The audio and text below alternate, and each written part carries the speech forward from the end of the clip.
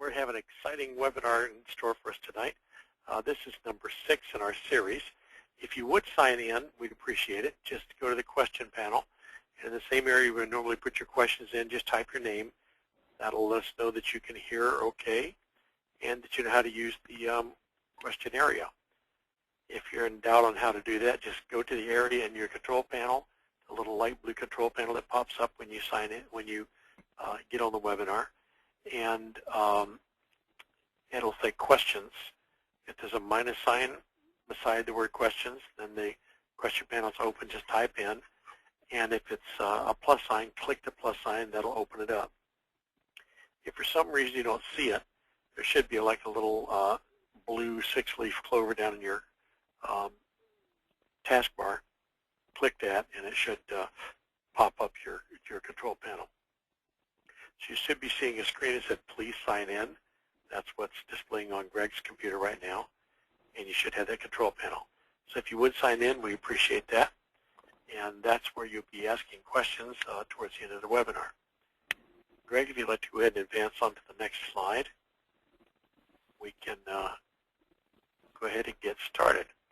Let me just give a brief introduction. I see that a lot of you on the call tonight are folks that have been on calls before with people. So let me just briefly introduce Greg. Greg has been in the gold world for about 40 years now. He started as a young man, and he has become one of the world's leading experts on everything to do with gold, gold coins, and the movement of gold. So if you want to learn about gold, Greg is the guy to learn from.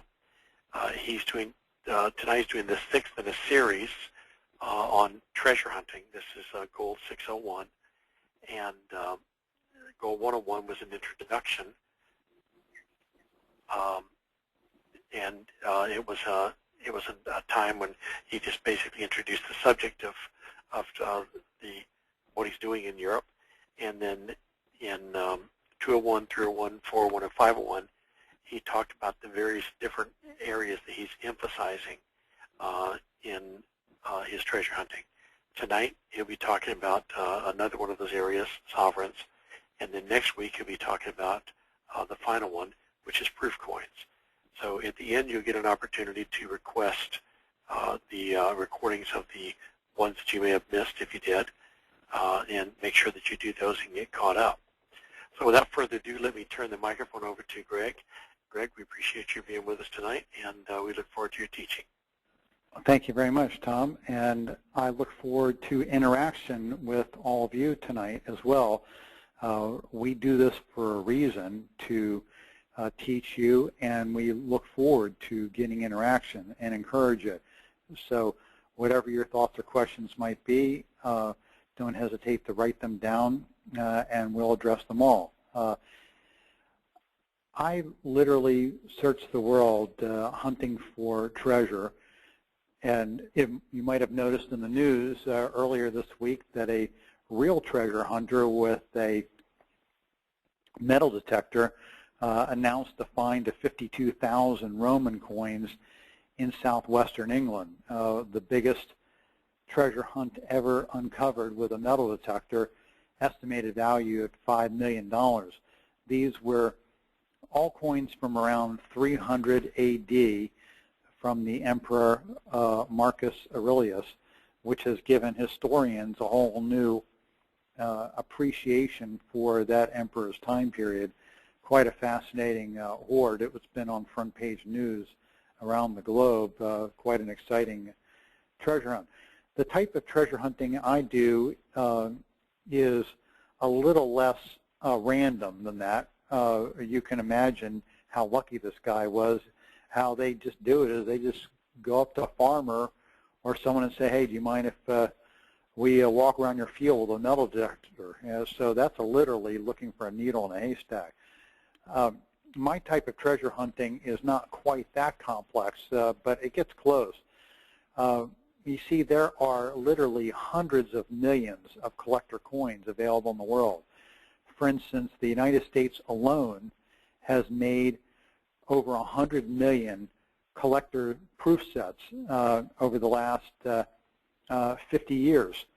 A proof set is a very popular item to collect in the U.S., but the U.S. has made over 100 million of them in the last half century. Other countries around the world make collector coins too, and then there, of course, there are the real collector coins from times gone past. So there are hundreds of millions of them, maybe even billions of collector coins available. As Tom can attest, who just got back from a large coin show in Orlando a few days ago, there are hundreds of thousands of coins available for sale, and it's an overwhelming experience as a new person coming in looking at all these coins. So what in the world are you supposed to pick when you've got so much available to you? Well, this series that I've put together is intended to narrow the field down. You see, your goal as a buyer of treasure should be you want coins that are truly rare. So that narrows the field down considerably. From the hundreds of millions, maybe even billions of collector coins, that narrows the field down considerably. You want something that's really rare. Next, you want something that's in finest known or near finest known condition. Now you've really narrowed the field down. Then, to make it even more challenging, you want a bargain on top of that to find something for pennies on the dollar. Now you've narrowed the field down from hundreds of millions down to just a handful of coins. So that's my job, is to look for rarities, to look for best known, finest known, and also to look for a bargain. That's the three-part strategy of my bargain hunting that I am looking for. So tonight we're going to be talking about sovereigns. I have picked half a dozen different specific areas of the market, of the available collector supply to look for coins. Out of the hundreds of millions, I've selected just 6. Now, just because I've selected these 6 areas doesn't mean that everything in these 6 areas are what I'm looking for. There are millions of sovereigns available. For instance, I was offered 2,000 sovereigns earlier today. See, sovereigns in and of themselves are not particularly rare coins.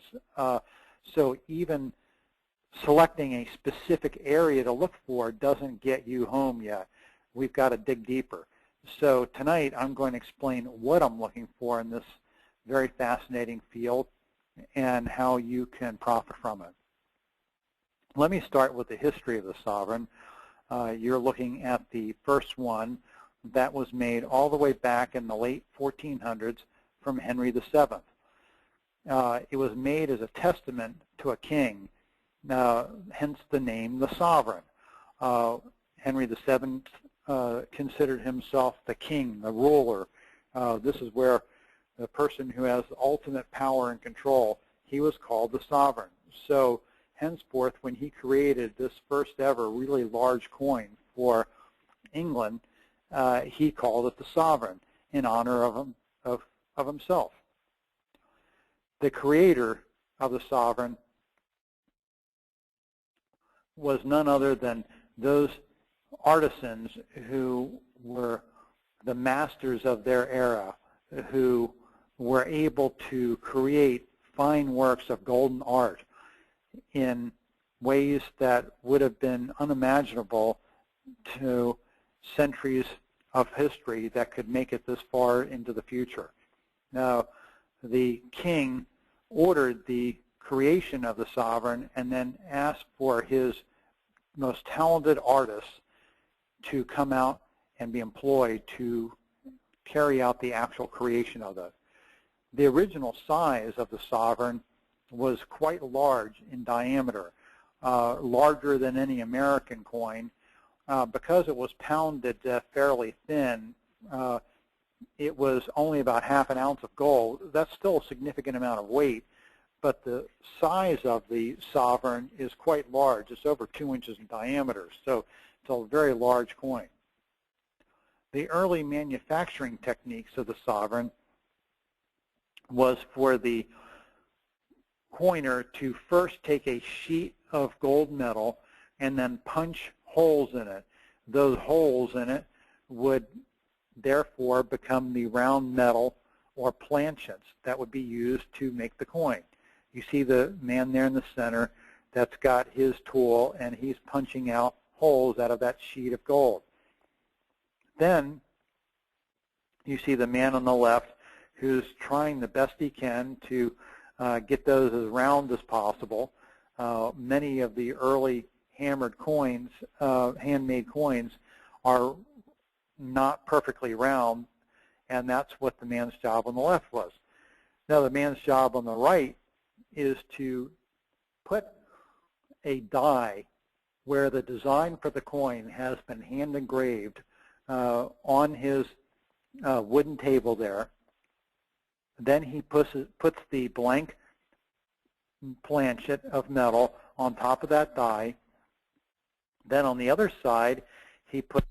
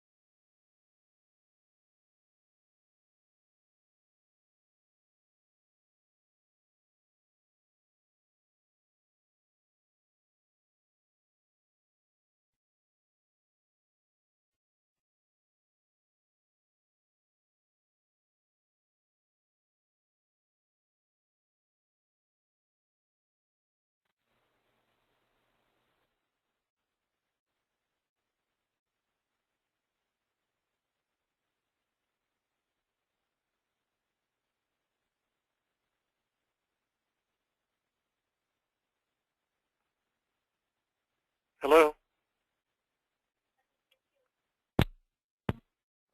Hello, Greg? Yes. Okay, we have him back. Can Folks, Greg had a power outage there that messed up his telephone lines. We're back online. Apologize for the little hiccup there, but we are back on. So, Greg, take it away. Okay, now can you see my screen? We can. You're on the same slide as you were on before, early manufacturing techniques. Okay. Sorry about that, folks. Hopefully that won't happen again. The man on the right is hammering the coin with his metal mallet, as you can see there, and he's striking down on two dies that have the blank planchet sandwiched between them. The two dies, one for the obverse, or front of the coin, one for the reverse, or back of the coin, and each die was hand engraved of the image of the king or sovereign. So that's how these coins were first made. They were made by hand, and that there is a very exciting aspect of knowing that you're holding something in your hand that was handmade hundreds of years ago. This is truly a fantastic piece of golden art. Henry VII, as I mentioned, was the first sovereign. There's the picture of a beautiful coin from his reign from 1485 to 1509, the very first English sovereign. The second one was from Henry VIII from 1509 to 1547. And here's a fantastic example of one in brand new mint condition from 500 years ago. Fantastic piece. It's hard to imagine how they could exist that long.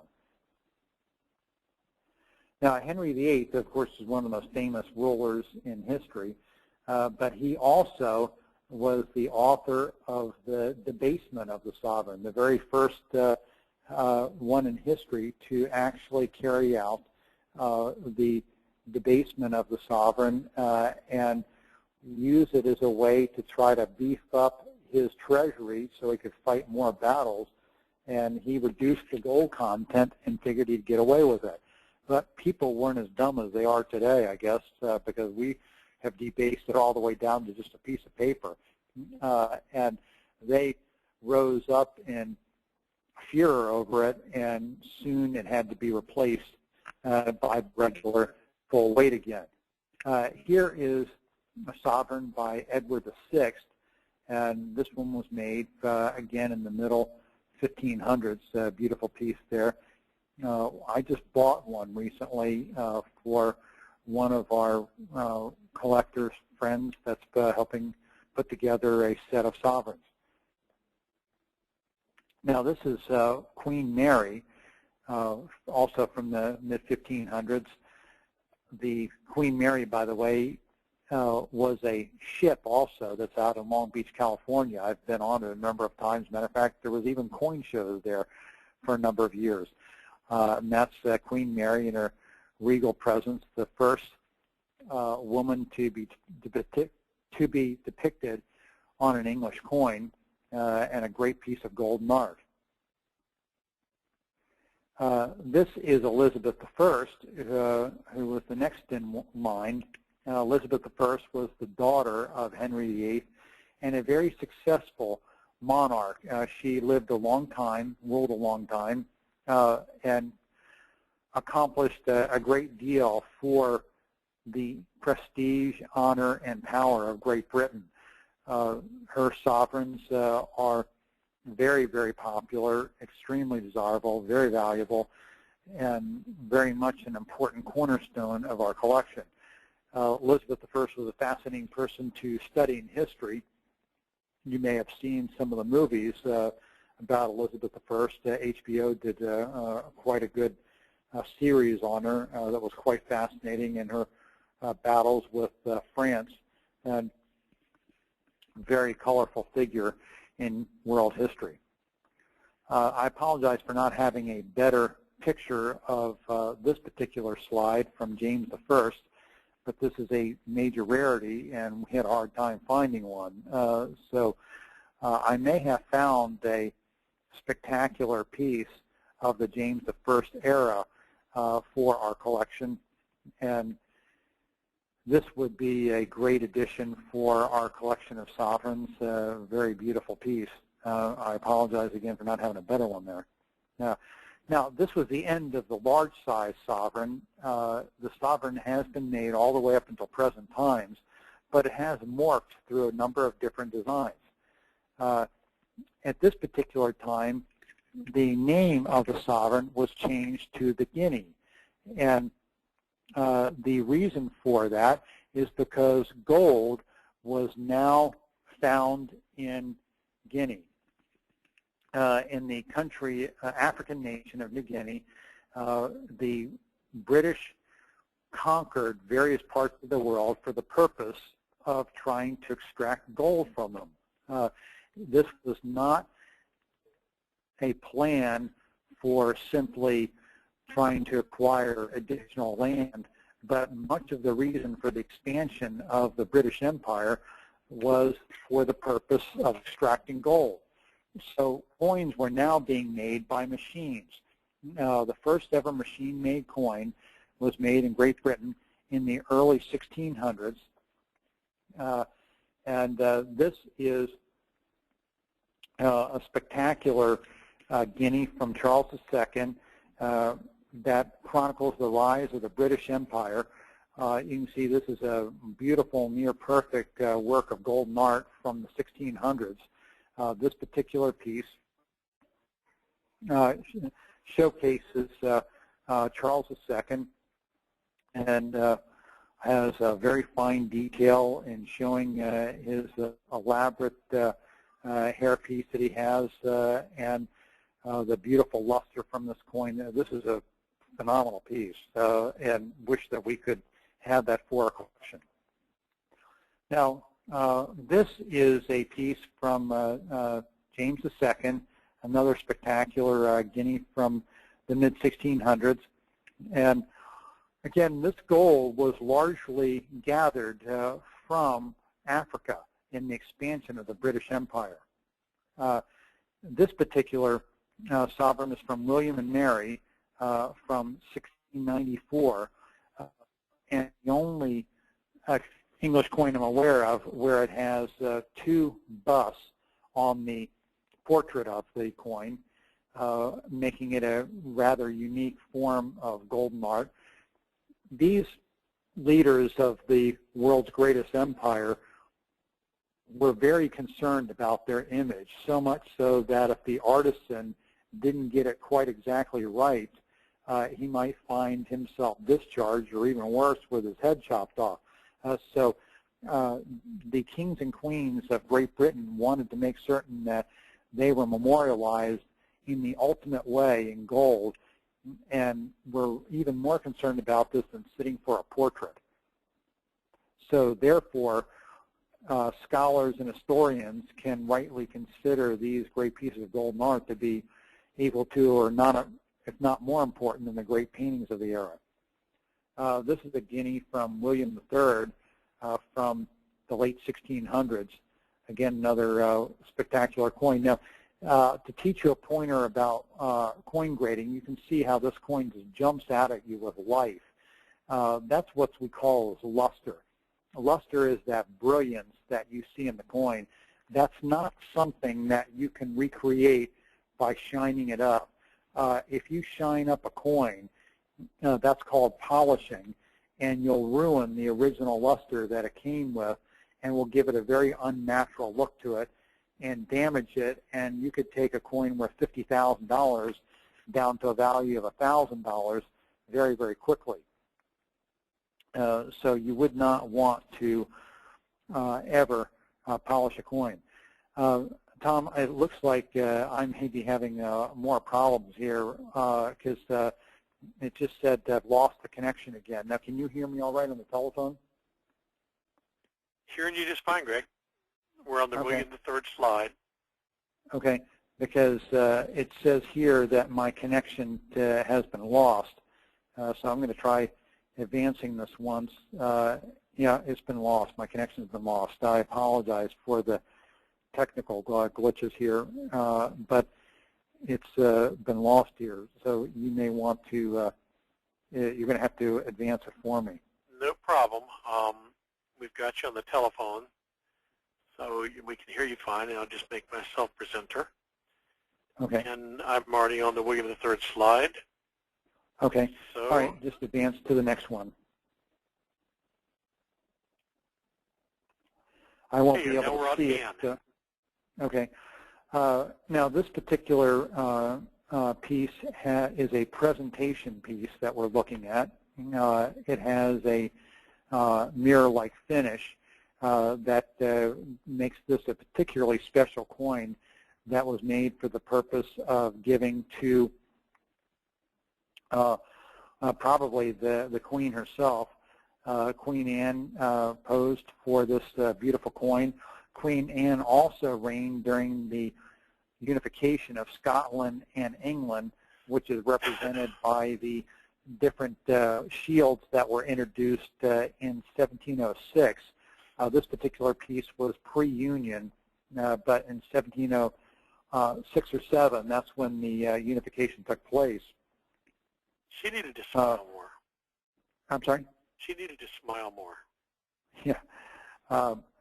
Now, this next coin is very interesting because it has Vigo in big letters underneath the bust of Queen Anne. Let me tell you a little story about this coin. Great Britain and Spain were enemies at the time, and Great Britain decided to attack Spain. The two countries were world powers, the only two world powers that existed. Both Spain and Britain wanted to conquer the world. Both of them built giant empires, and they were both frequently at war with each other. Now, Vigo is a city in Spain. So if you're looking at this English coin wondering why does it have Vigo written on it, then here's the reason. Great Britain went to war against Spain and attacked the seaport of Vigo, where there were Spanish ships that had just carried treasure back from attacks that Spain was made, or rather on, not attacks, rather on colonies that Spain had developed in South America, and their ships were just arriving into the seaport of Vigo when Great Britain decided to attack and seize their gold and silver.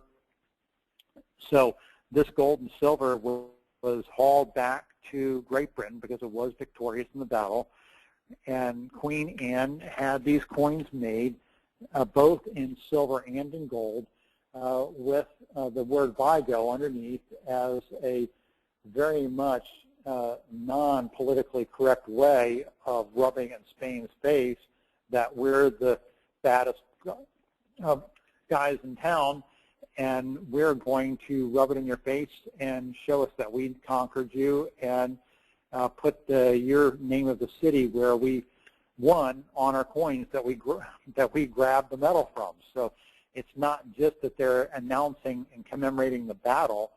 This is actually the gold that they conquered from Spain and the silver they conquered from Spain in the battle.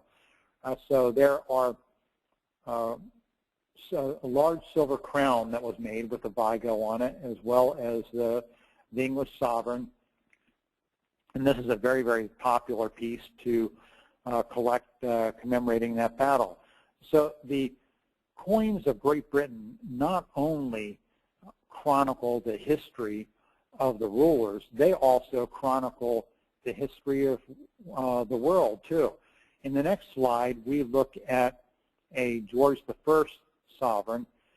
This is another beautiful piece from the early 1700s. And not many of the years of George I are quite rare, so this is a particularly important series to collect for that reason. Next, we have George II, who reigned for quite a bit longer period of time, and he had some very interesting battles that he undertook. So let's talk a little bit about that.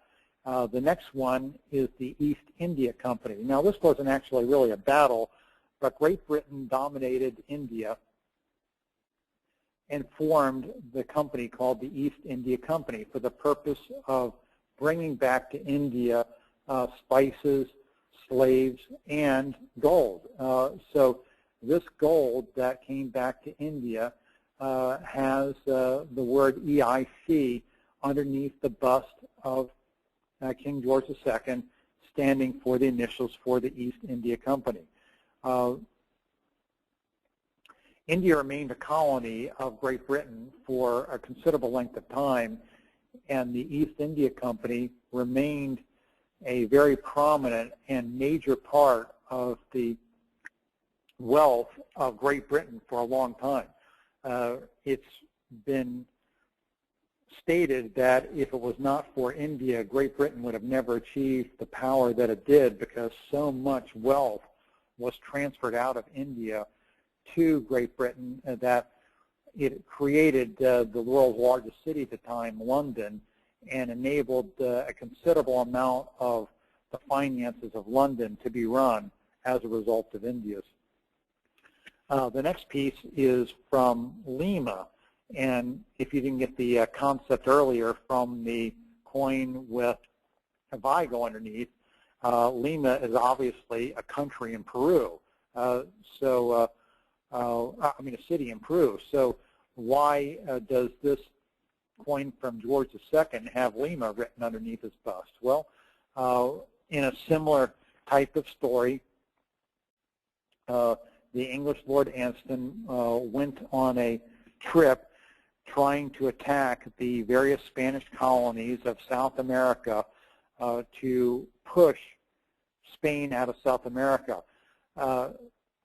Great Britain's foray into South America did not really accomplish that, but nonetheless, he was victorious at Lima in a battle, grabbed a lot of gold from the Peruvians, brought it back to England, and then in the same bold-faced way as earlier, put Lima on the coins to indicate their victory, and that's where the gold came from. George III, of course, was King of England when the United States was a colony. The saying was that the sun never set on the British Empire, and of course the United States was part of the British Empire at one time. So George III is memorialized on this particular coin. He was referred to by the colonists as Mad George, and you can kind of see that in his wild look there. Now, the sovereign had first been created in the late 1400s. Then it ran all the way up to the early 1600s, when it was replaced by the guinea. The name Guinea, again, referred to the African nation where a lot of gold had been brought back to Great Britain. Hence, the English people started calling the sovereign the guinea, because that's where the gold came from. Well, during the rule of George III, the name was changed back to sovereign again, and here we have a really beautiful proof sovereign from 1818 that we're looking at here. A proof coin has a mirror-like finish. This is a really beautiful work of golden art from George III. He thought of himself not just as a king, but as a Roman emperor, hence the headdress that you see there. After him came George IV, and his rule was only 10 years, and his artwork goes back to the earlier centuries of showing the more regal look of the king. This is the last time in history that we see this type of artwork on the coin. So this could rightly be called the last era of the great forms of golden art. The more modern eras are more simple in design, but still nonetheless extremely popular. Coming up next is William IV, And you can see his coin here is a proof also. This is a beautiful gem quality coin, very, very popular with collectors today and quite rare, only about 100 of these known to exist. Then we come into Victoria, who is the most well-known outside of Queen Elizabeth II, Queen of England. Why is she the most well-known? Because her reign culminated in the zenith of power of Great Britain. That was the time when the slogan, "The sun never set on the British Empire," began. As you can see from this map, you see that Great Britain had countries all over the world and on every continent. Well, Victoria also represented a style in history. It represented an attitude, a morality. The Victorian era is very important when we talk about history. Henceforth, Victorian coins are immensely popular, perhaps the most popular single era of English coins to collect. Also, what makes the sovereigns of the Victorian era very popular is that this was the first time of the establishment of the branch mint. You see, up until this time, all English coins were made in England, despite the fact that the gold may have been grabbed as a result of battles in various parts of the globe or in dominating and established colonies in various parts of the globe. Those coins were all made in Great Britain. Well, in the Victorian era, that changed. And with the far-flung power of the British Empire, coins began to be made in Canada, in South Africa, in India, in Australia, and as well as England, and in multiple mints in those countries too. So the establishment of the branch mint meant that you now had a great variety of coins to collect. Now, the more variety there is in a series of coins, the more interesting it is to collectors. The reason why I'm taking this time to take you through the history of the sovereign is so that you can kind of dig into it and feel the excitement of the variety of it. That's what really gets collectors excited. Now we're up to Edward VII, who only reigned 8 years, and there aren't any real major rarities during his reign. George V, sovereign, made from 1911 to 1936, and there are a few important pieces there, but the king of all sovereigns is 1936. Well, what happened there was that Edward VIII abdicated after only, I believe, 90 days in office, and his abdication created a major rarity in that the Edward VIII sovereign was only made to the tune of 2 or 3 pieces. So this is a major rarity. The last sale for one was around $500,000. So this is one of the most valuable of all English coins. Now we move on to George VII into the more modern era. And 1937 marks the last year of the coins that were made, 1952 rather, makes the last year of the sovereign for George VI, and also the last year that they were made to circulate. After that point in time, sovereigns were only made for collectors.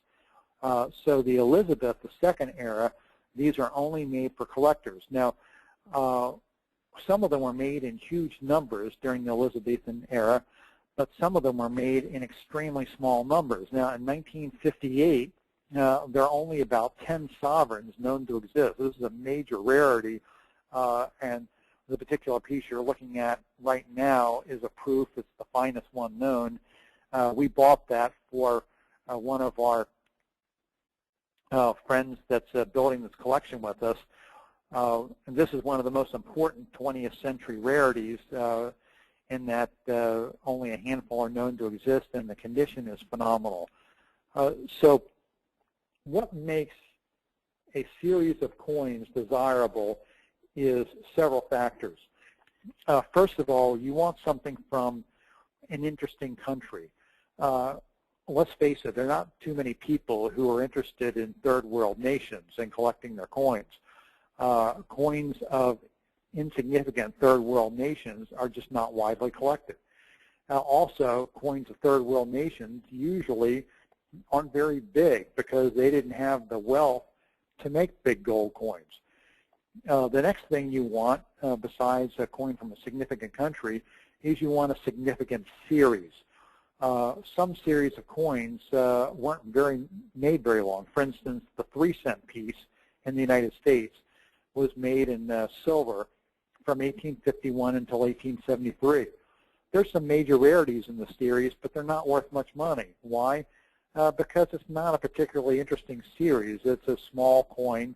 It's only made for a couple decades and just not that exciting. So the more varieties there are, the more interesting. Okay, let's talk about varieties, for instance. Pennies are only made out of copper, but yet the large-sized penny from the United States, made in the early 1700s and in the late 1700s and early 1800s, are worth enormous amounts of money for what you would consider a piece of junk. For instance, a beat-up, ugly, low-grade large cent from 1795 recently sold for an astounding $1.3 million just because it was an unusual variety. The regular varieties were $700. It still got some value, but just because this particular 1795 penny had an unusual variety in that the edge of the coin had reeds on it instead of a plain edge, it sold for $1.3 million in an auction. Now, to me, that's ludicrous, but collectors like variety. So with the English sovereign, you get power, prestige, and rarity at an incredible discount. For instance, in the United States, one rare coin that you're looking at here, this $20 gold piece, is worth $15 million.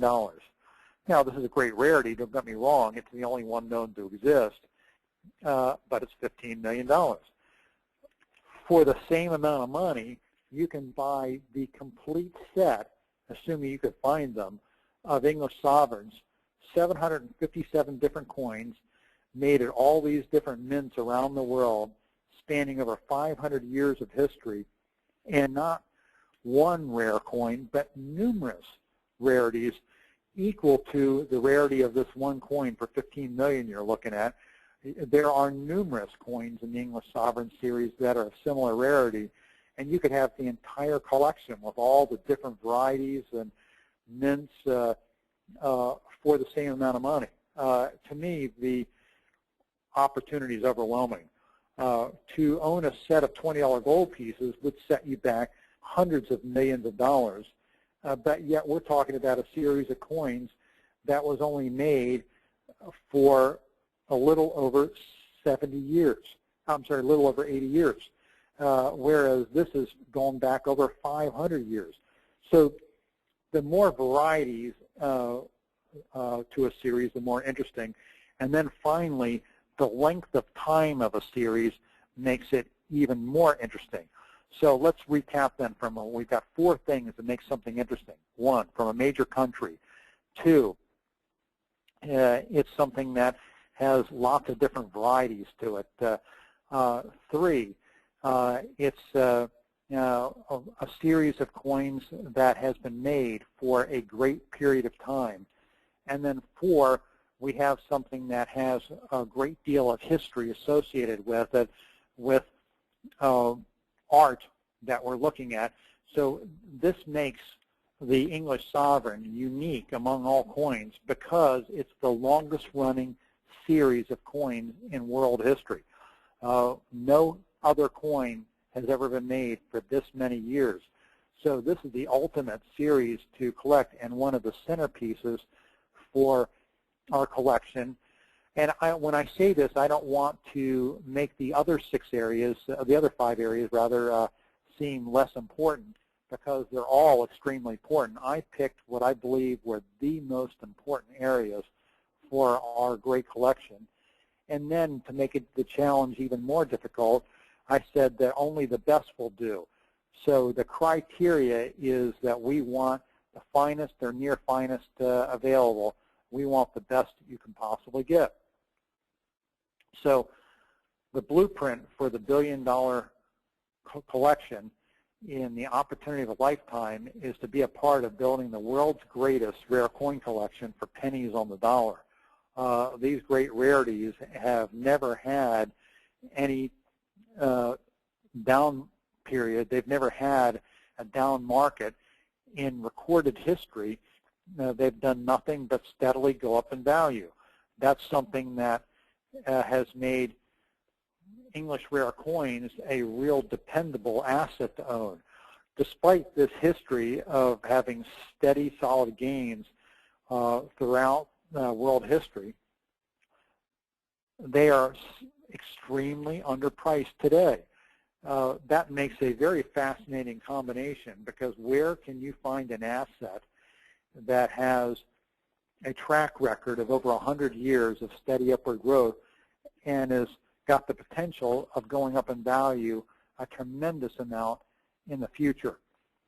This is the hallmark of the collection that we're putting together, and we hope that you'll join us in building what we plan to have as the world's largest collection. And I will stop now and take questions. We have been steadily building this great collection, and recently have made a few tremendous acquisitions toward accomplishing that goal. We bought one of the most famous of all coins, and it happened to be from the Victorian era, called the Una and the Lion set.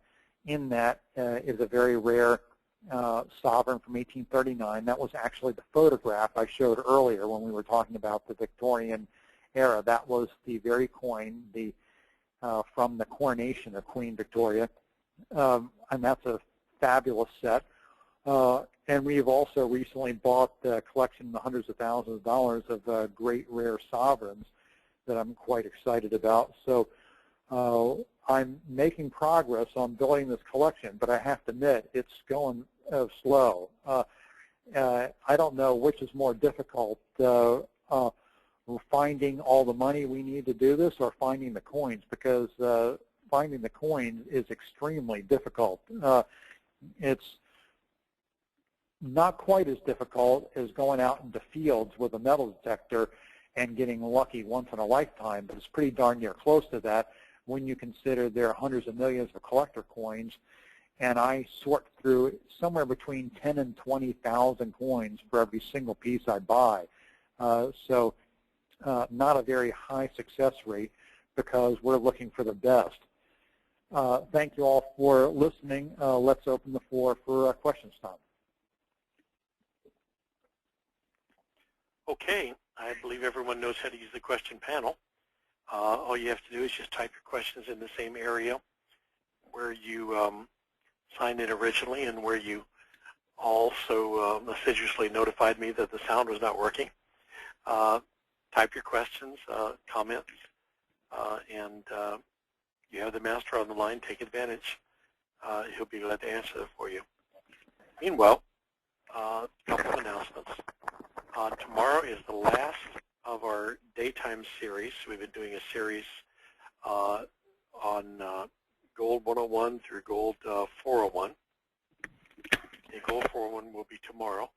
This is a recap of a series that we did last year, which we called the Basic, Intermediate, Advanced, and Genius webinars.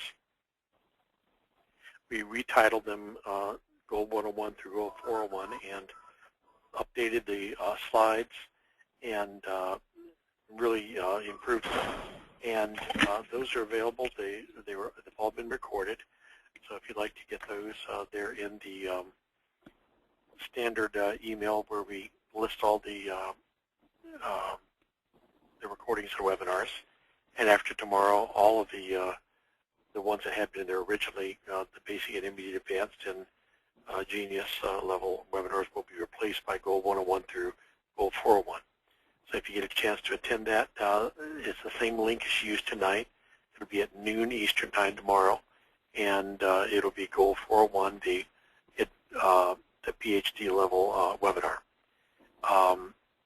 Next week, same time as tonight, 6 p.m. on next Tuesday, will be the final webinar in the treasure hunting series, and that will be in treasure hunting 701, which will be on proof coins.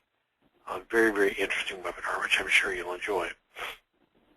If you'd like to attend any of those webinars and you're not on our email list, some of the people on the call tonight, I don't recognize your names, so it's possibly a friend told you about these and you'd like to get on the list, or you'd like to be on the list to attend the Monday night webinars, which are general investment webinars on all different subjects. They're not specifically about gold. They're on a wide variety of subjects on investing, covering about anything you can imagine about investments.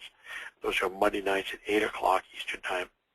Just write to the email address on the screen there, rarecoins@att.net, or webinars@bellsouth.net. Either one will get you to us, and we'll be glad to send you or put you on the list to receive the notices of webinars. And also, if you'd like to get recordings of either the past Monday night or Tuesday night webinars, that's the email address to send to. And finally, if you'd like to get literature about the rare coin opportunity, Greg has written a beautiful monograph called Golden Art. You've heard him refer to some of the coins here as golden art.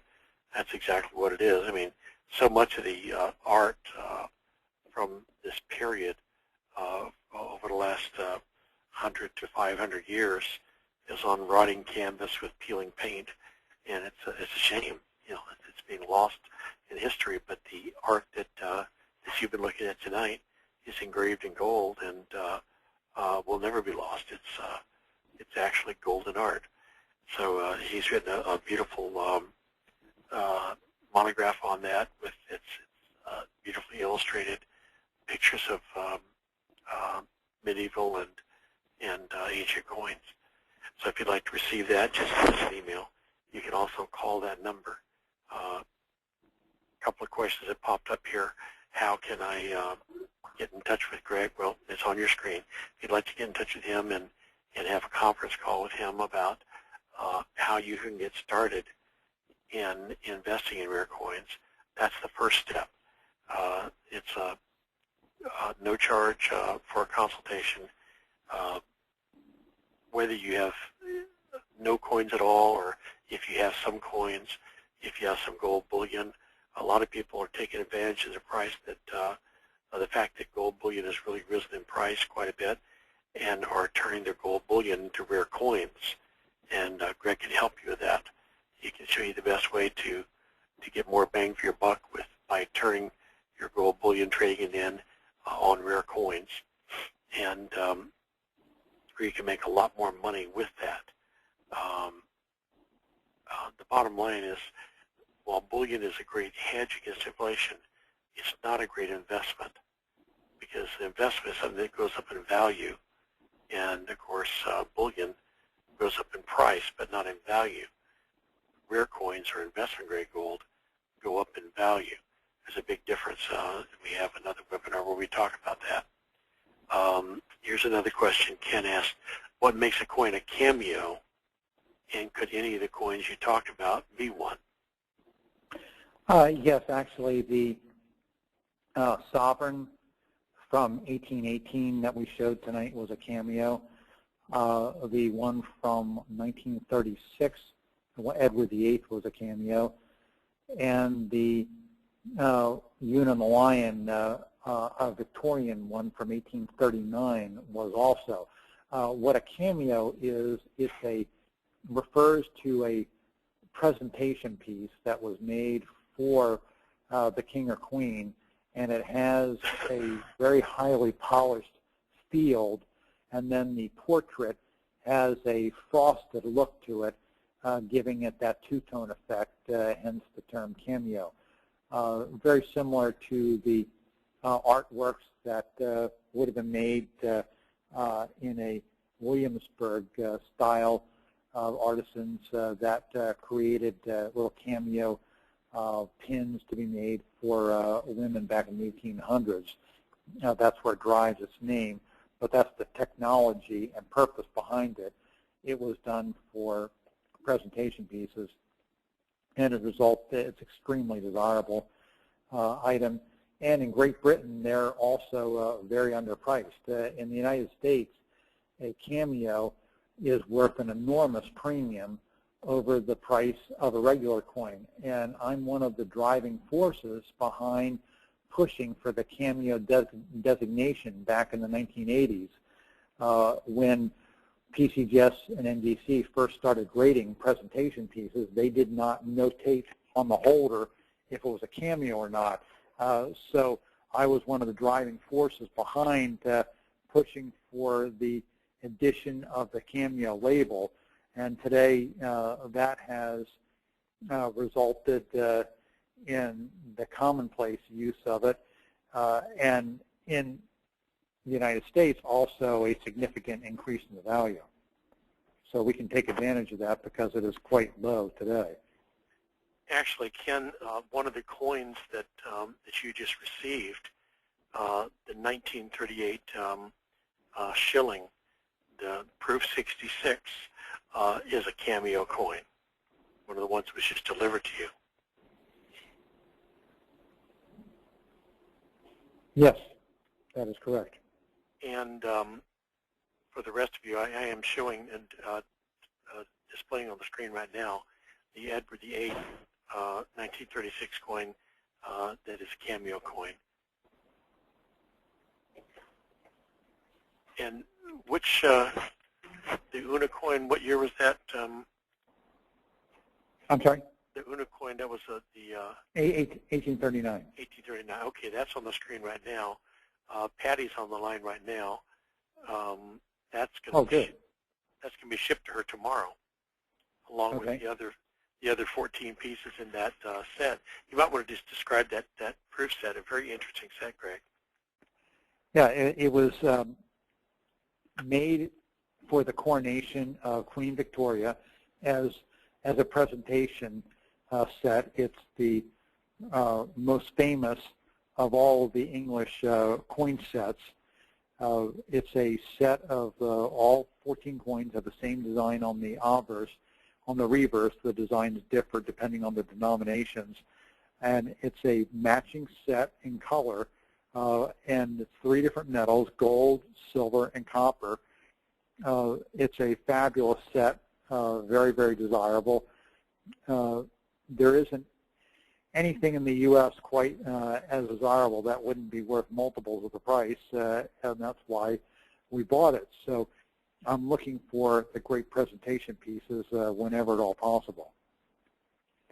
Well, that one sure is a beauty. I'm sitting here looking at it right now. I actually don't want to ship it out tomorrow. I want to kind of keep it around.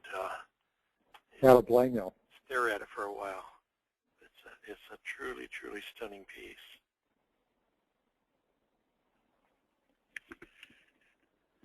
But all of them are as well. Yes.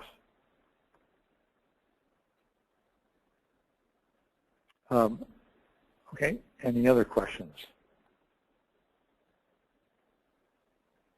Let's see. Okay. Ken says that's why he asked, because he saw on his list that it was cameo, but he didn't know what that meant. So. Well, I'm glad you asked the question. Anybody else have any questions you're wondering about?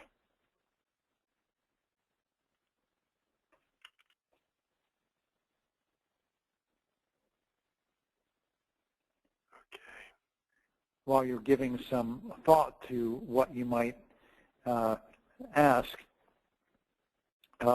there is value in having a set. That's the reason why I focus on that. There is really great value to having a set of major rarities, and that's the reason why we're focusing on that direction. And perhaps more importantly than all, and I'll be talking about this tomorrow, the first step in the modernization of the European coin market has begun. We've been talking now for over a year on these seminars, and prior to that, I've been working here for a couple of years looking for great pieces, knowing that the modernization of the European market was coming. The first stage has taken place. PCGS opened their first European grading operations in Paris a couple of weeks ago. This is a major step toward the ultimate modernization of the market in Europe. There's still many steps left to go before English coins and other European coins are worth the kind of money that American coins are, but it's inevitable. And progress is going to take us there. It's just inevitable. That's the wave of the future. And that's why now is the time to take advantage of it while we can buy these things for pennies on the dollar. So I'm quite excited about it, and I'm right now focused on a goal of trying to gather together another 5 million U.S. To expand between now and the rest of the year, a majorly aggressive push to build this collection as the competition is starting to get intense from other people recognizing that we are rapidly moving toward that time when coins won't be a bargain anymore. So let's get in while we can. Yeah, and you heard it here first, folks. That's huge news. And we've been telling you for a year and a half that they're going to start grading coins in Europe. And some time ago, both of the major grading services in the United States, who grade about 95 to 96% of all the coins that are graded in the world, these two services have both opened up offices in Europe, but they didn't actually start grading until just 2 weeks ago. So you heard it here. That's very exciting because it's gonna make a huge difference. It's good for us and it's bad for us. It's good because it's going to start pushing the price of the coins up. It's bad because it's going to start pushing the price of the coins up. You know, we thought initially we had say a 2 to 3 year window to really take advantage of the extremely, almost ridiculously low prices that are available. But now it's looking more like we might have a year to a year and a half. It's not that we won't still be able to buy coins 2 years from now or 3 years from now, but we're certainly not going to be able to buy them at these kinds of prices. So now's the time to get busy and get buying, because this is the time when we can really buy great prices. Ken asked, do we send our coins over here ungraded and then get them put in the plastic cases? Well, yeah, right now that's the case, but looks like soon we'll be able to get them graded right there, right, Greg? Well, we actually, not soon, it can be done now. So PCGS only has a very basic staff in place and only grades a relatively small number of coins, and only does it about a week out of the month. So it's not a permanent on-site staff. They're just shipping some graders from the U.S. over there to grade from time to time. But it's a first step. You know, this modernization of the market is not going to happen overnight. It's going to take time. But frankly, we want it to take a bit of time because we want to build our position and build our collection before it gets away from us. So now is the opportunity to do so, and that's why I want to aggressively accelerate my buying during the rest of 2010, if at all possible, and take advantage of the several important opportunities I'm expecting to come pass our way over the coming months. Yes. Okay. I can't ask, do you know of anyone else doing what you are doing? And we'll have to make that the final question because we're running a little late here. Well, yes, there are definitely other people that I'm competing with. We're not the only ones that recognize the opportunity. However, I have been aggressive in my hunting, and it appears pretty likely that our group has been buying the majority of every great piece to come on the market that fits within our parameter of the specific areas that we've been talking about in these seminars and in the specific grade range. So I'd say that we have bought most of the available supply that's become available in that area, but there are other people doing it. Yes, and I can personally assure you that while there is competition, that there's no one as smart as Greg out there, and there's no one as good looking as me. So. Well, I thank you for your praise, Tom, and I again look forward to any feedback you might have, and I might close with this comment that while some of you on board may have already taken advantage of the opportunity to buy some great piece of golden art and build this collection, others may not. But to those who have, please share what we're doing with your friends. Give them Tom's email address so we can invite them to listen in, because the greater the collection that we build, the greater the value of what you already own is. That's our motivation for doing this. Why didn't Tom and I just stop with what we already owned and say, let's just call it a day and sit back and wait? The reason is quite simple. Because the bigger the collection that we build, the more valuable the pieces that we already have are. So that's why we're doing this, and that's why I encourage you to tell your friends about this, because it'll help make your coins more valuable. Now, you might ask, why will that be the case? Again, because a collection is always worth more than the sum of the individual parts. And we will be able to offer our collection at some point in the future, perhaps in a frenzied market, and cash in a tremendous way. I have to tell you a story, Tom, that I've never told you before, but just popped in my mind. Back in 1979, in December of 1979, I went to a coin show in Philadelphia, and my coin partner at the time, who had taught me a great deal about the coin business, and I had assembled a fabulous collection of great top-notch gem-condition coins, and everybody wants the best.